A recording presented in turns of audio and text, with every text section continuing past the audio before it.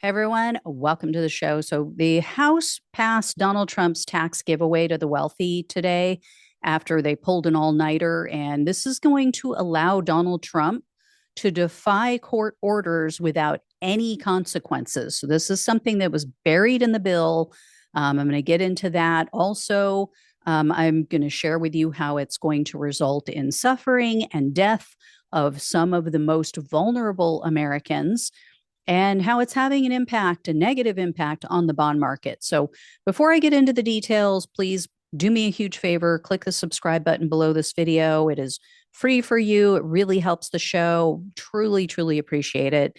And thank you so much to everyone who helps out with donations. You honestly help to keep the show going. So here's some of what Trump and his Republican Party, his MAGA Republicans, have put in this bill, which now passed the House. Now we'll move on to the Senate. And I should mention up front, this bill passed by only one vote. The final tally was 215 to 214, along with the Democrats, who all voted no. Republicans Thomas Massie and Warren Davidson also voted no. Republicans Andrew Garbarino and David Schweikert, I think is how you pronounce his last name, they did not vote at all. And then a Republican named Andy Harris voted present. So here's the deal.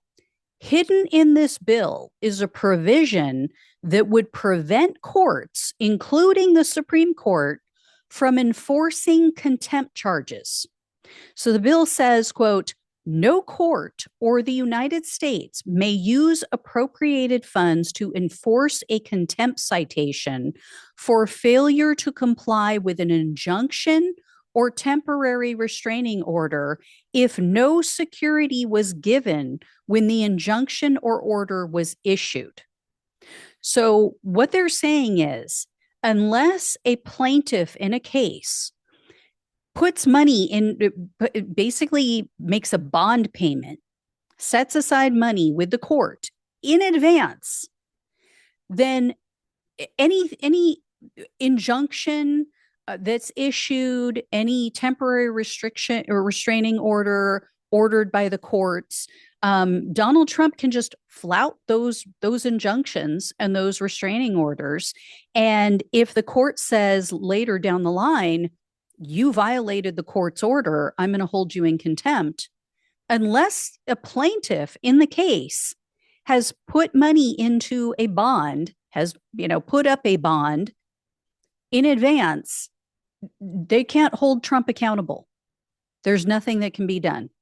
So the dean of Berkeley School of Law wrote that this is a quote unquote stunning limitation on the authority of federal courts. And he said, quote, the Supreme Court has long recognized that the contempt power is integral to the authority of the federal courts. Without the ability to enforce judicial orders, they are rendered mere advisory opinions, which parties are free to disregard. So not just Donald Trump, but anyone who is found in contempt of court, they're just going to get a free pass. It's like, oh, well, yeah, you can do whatever the hell you want. You can say whatever the hell you want. We don't care. We're not going to abide by your ruling, and there's nothing you can do to us. So all of these contempt charges or potential contempt charges for Trump violating court orders, as we all know that he has been doing since he took office, they would be moot. Trump can do whatever he wants, whenever he wants, even to U.S. citizens. He wants to take any one of us, throw us in an El Salvador prison for the rest of our lives, and they rule that you can't do that. You need to bring this person back. And he just goes, oh, well, I'm not going to do it. Nothing I can do about it. Sorry. Then no one, not even his appointees, none of his employees, none of them can be held accountable according to this bill and what they snuck in. MAGA Republicans have lost their fucking minds. It's just that simple. If this passes the Senate, then the next Democratic president, we all need to make sure we hold them to this. They had better make good use of these new laws. Everything that these Republicans are doing, they need to shove all of this up the Republicans' asses. And yeah, I said it. I said what I said. Because as I said in an Instagram post, I don't want to just win in 2028 with all of this going on. I want revenge. I want a progressive Democratic president who will make this MAGA party regret everything they're doing, regret every choice that they're making right now, every day of the week and twice on Sunday. This is just out of control. They are completely and totally out of control. And here's what they plan to do to the working poor. So they have enacted blah blah blah. I can speak. New Medicaid work requirements. These will kick in December of 2026. What's funny is they were trying to make them kick in and be viable in January of 2029. So they would have implemented them in this bill, but they wouldn't have kicked in until the next presidential election and the next president takes office. So if a Democrat won, it would have looked like the Democrat was doing this. So luckily, some of the Republicans said, no, we want this to kick in early so that, we can help pay for some of these cuts for the wealthy. So the bill says that able-bodied adults without dependents need to spend 80 hours a month either working or doing community service, or they have to be enrolled in an educational program for at least 40 hours per month. Now, on its face, I don't, disagree with this. If you are able to work, you should be working. But, it doesn't appear that they're taking into consideration adults who are disabled, not from a physical ailment, not from a physical standpoint, but because of maybe mental health conditions or a physical condition that, it results in a ruling of disability, even though they can still move around. I mean, there's so many people out there who they can move, they're able bodied, but they're in nonstop excruciating pain. There's people out there with long COVID or who have autoimmune disorders that, yeah, they can get up, they can function, they can move from one place to the other. That doesn't mean that they're not in pain, that they're not suffering nonstop. So anyway, the Republicans also changed the requirements for food assistance under the program called SNAP. So as with Medicaid, they say all able-bodied adults without dependents need to be working 80 hours a month. And they've bumped up the age requirement to 64. So it was previously 54. So if you are 64 years of age or younger, you will have to work a minimum of 20 hours a week in order to qualify for food stamps. So, how many people then are going to go get a job part-time, 20 hours a week, and then they're going to say, oh, well, you make too much, now you don't qualify for food stamps. And some parents with children older than 7, they say, will also need to meet those work requirements. So, you may have a kid that's 8 years old and, oh, well, too bad, you're kicked off because now you're making too much, even though you're barely getting by, you're barely able to keep a roof over your head and take care of your children. The Republicans are also eliminating tax credits for clean energy projects. That was included in this bill. Their bill also terminates most of the existing student loan repayment plans. So borrowers now are going to have 2 options. They said there's a standard repayment plan or there's a new plan that's based on annual income. And Republicans imposed new restrictions on future loans and Pell Grants. So it'll be harder to qualify.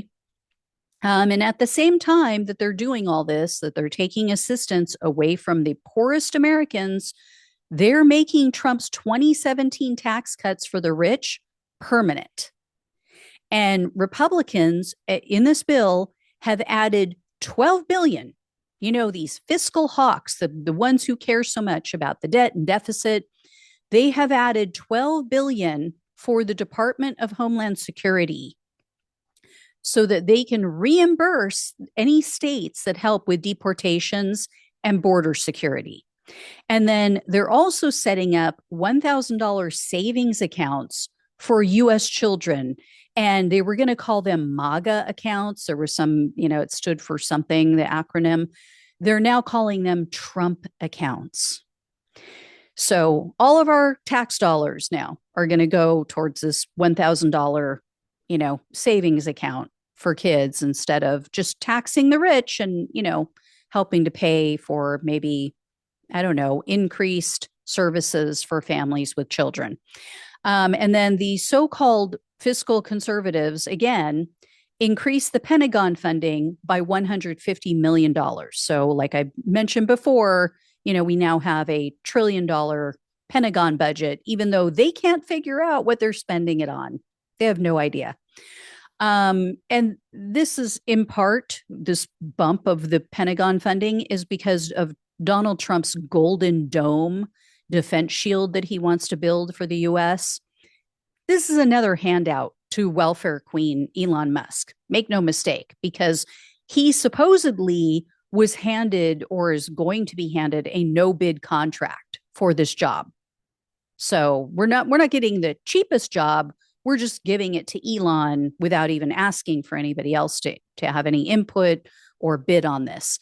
In addition, this bill increases the estate tax exemption, which is specifically for the uber wealthy.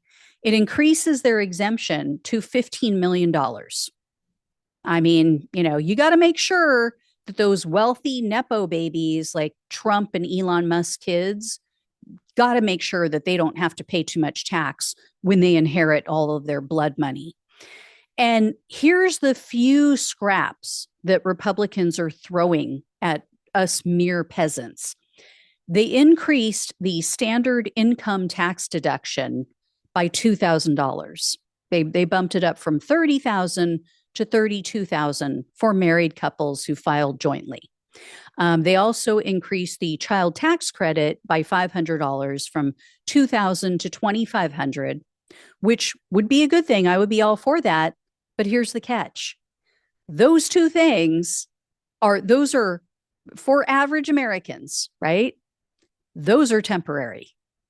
So Trump's wealthy oligarchs, they get permanent tax cuts, but the working class, struggling families, they get temporary assistance. Plus, they're slashing benefits on all of them.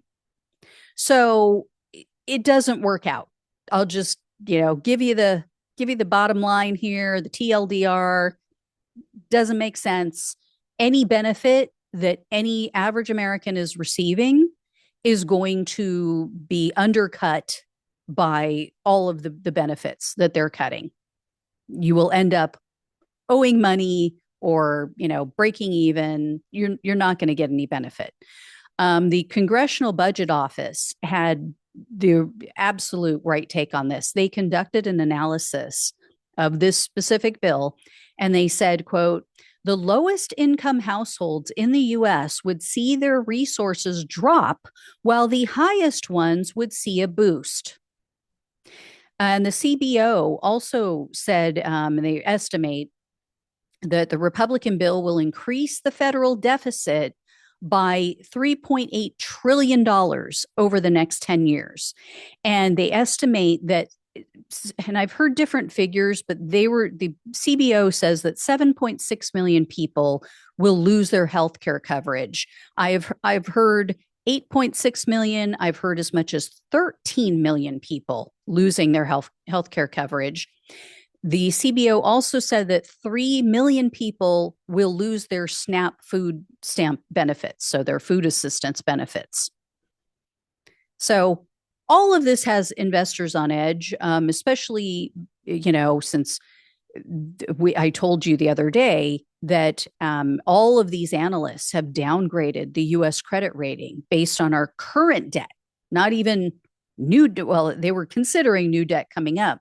They're saying just based on the current debt, based on the interest payments on that debt, they have downgraded us. So we are more risky now. So this morning, CNBC reported, quote, the blue chip Dow on Wednesday slid more than 800 points, while the S&P 500 finished the day 1.6% lower. A poor auction for 20-year Treasury debt helped fuel the spike in yields and the stock drop on Wednesday. Investors' appetite for continuing to buy treasuries in order to fund the U.S. deficit could be lagging and could worsen if this bill passes the Senate, becoming law.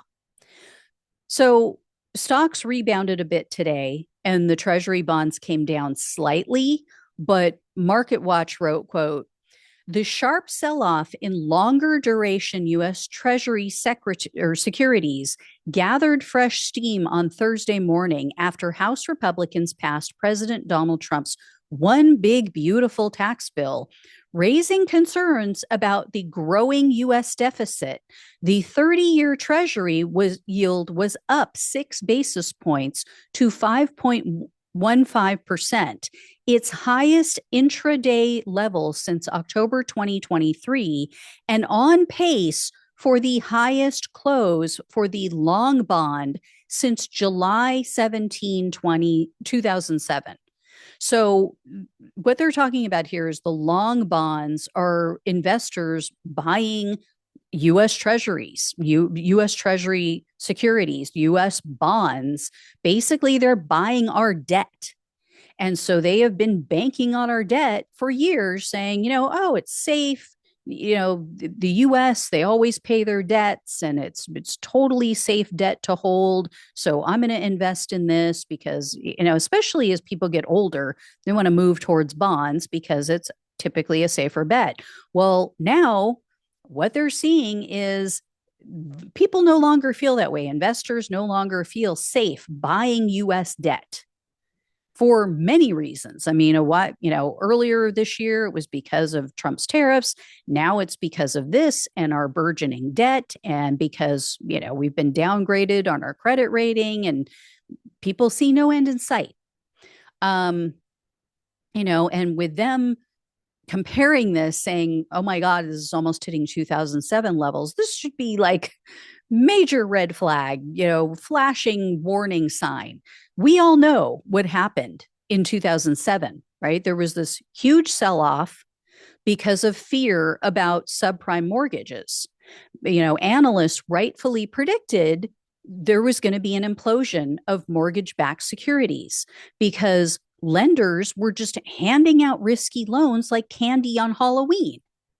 And then on Wall Street, they were being packaged. They were being put in these packages along with good debt, along with A-rated debt. And then they were being sold to these unsuspecting investors who thought, oh, this is all good debt. This is all safe, right? This is a great investment that I just bought. I'm going to be making money off of this debt on the interest and so forth. These were ticking time bombs buried inside of good debt. And so we all know what happened, right? 2008, the whole thing just imploded. The bomb exploded. Economies collapsed across the world. So that's what has investors so spooked right now. They're like, this is another ticking time bomb between the tariffs, between the inflation, between, the job market. I mean, right now, the jobs are still holding steady. We got a good jobs report today that shows that, we're still on track. Everything seems okay. I'm telling you, we're headed for a cliff. We are headed for a brick wall. So a lot of people are seeing this and saying this. Jamie Dimon of Chase, he came out with another warning. Several big time investors have come out with warnings. So, MAGA is still in the mindset of, nothing to see here, hear no evil, see no evil, speak no evil. They don't see it coming. And I'm telling you, it's right around the corner. So, anyway, guys, I will keep you posted. I'll let you know what happens when it gets to the Senate. Let's hope that they make some changes, especially to this whole thing about, nobody having to listen to courts anymore, because then we are done. That's it. As a democracy, we're over. We're done if the courts cannot hold anybody accountable. So, anyway, I will let you know. Thank you all so much for watching and listening. Please like, even though I know this is not good news, please subscribe if you have not. Share it with other people so they understand how dangerous this is and what's going on. If you can donate, really appreciate it. Love you all. Take care. Talk with you soon.